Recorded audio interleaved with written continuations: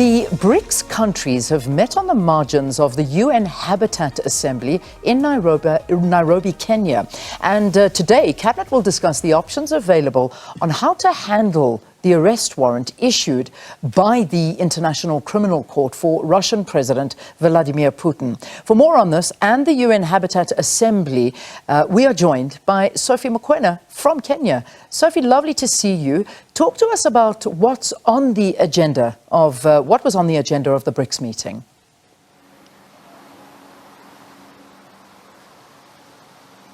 Well, indeed, today the summit or the assembly will be discussing how cities and municipalities can play a role in ensuring that they address the issue of informal settlement or slums.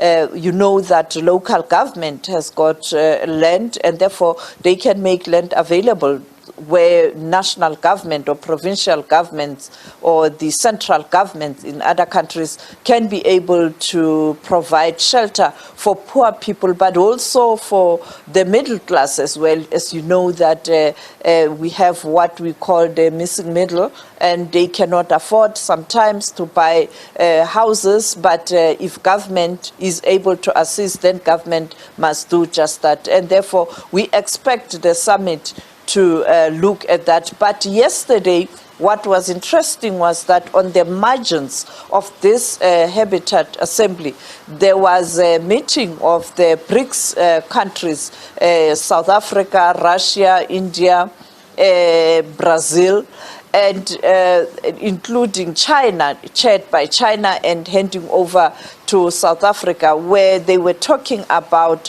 how the BRICS member countries can work together to ensure that they address the issue of informal settlement and the issue of shelter or housing. You know that countries such as India in particular, when you look at the issue of population, you need houses there, but also the same with China. When you look at the countries such as Russia, it has been able to come up with technology where you are able to speed up housing delivery, and therefore countries agree that they will work together. And what I picked up was that many countries, or the BRICS countries, are looking forward to attend the summit in South Africa at a time where there are talks whether the summit will still be in South Africa or what's going to happen to President Vladimir Putin. As we know that today, Cabinet will be getting a report from the Deputy President, Paul Mashatile, in relation to options that are there for South Africa to handle the issue of the Russian Federation President Vladimir Putin, should he attend the BRICS summit in South Africa in August. Very interesting discussion point, and one that not only we are thinking about, the continent, but the world as well, wondering what is going to happen if in fact the president of Russia does come, and will South Africa implement that arrest. But let's also look at the other issue, because this is also gaining a lot of momentum, the possibility of expanding the BRICS group. How likely are the chances of this actually happening?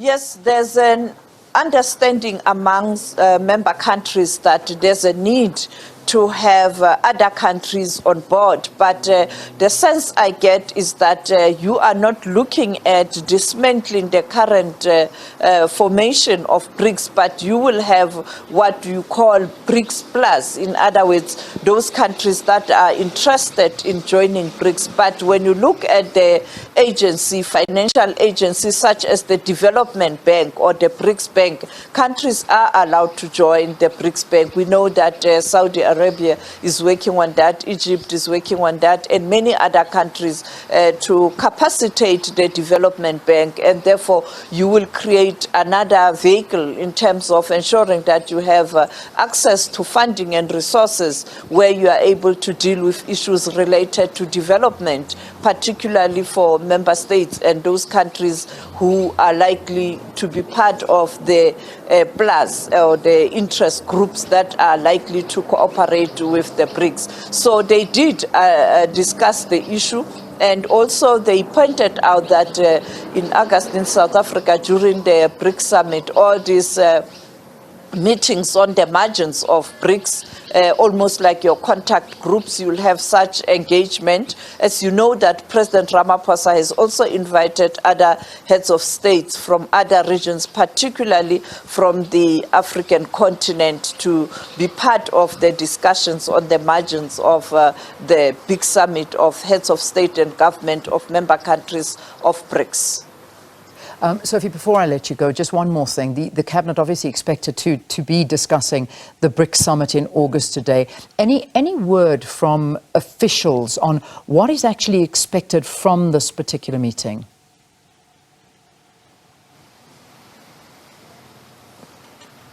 As the President pointed out yesterday, he is going to make an announcement after looking at this report.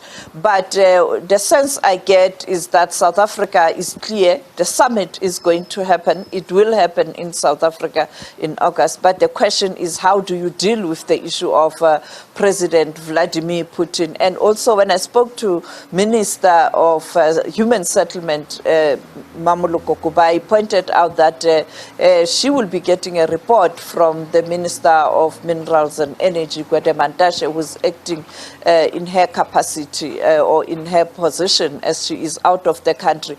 But what I also get from member countries, I spoke to Russia, I spoke to Brazil, they are adamant that this summit must take place in South Africa under the chairman of President Cyril Ramaphosa, and two, it has to be an inclusive meeting where all leaders of the BRICS summit are attending. And therefore, I think all eyes are on President Ramaphosa today, or perhaps, let me say, Deputy President Paul Mashatile, with that report that he is going to present before Cabinet today, and Cabinet will then have a final decision, and the President will communicate the decision. But as you pointed out earlier on, the Minister of International Relations will be jetting out of the country, going to Russia, going to Ukraine, as part of foreign affairs ministers who will be going there from the African countries, the 6 countries where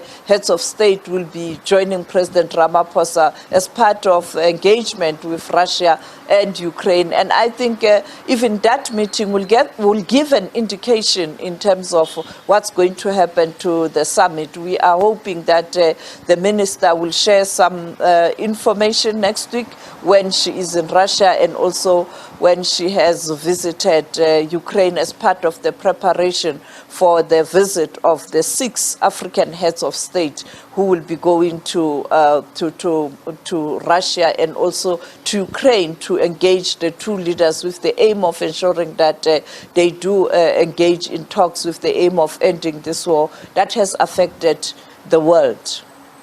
Leave it there. Thank you. Thanks very much for joining us here on Morning Live. Of course, that's Sophie Mokoena. She's out and about in Kenya.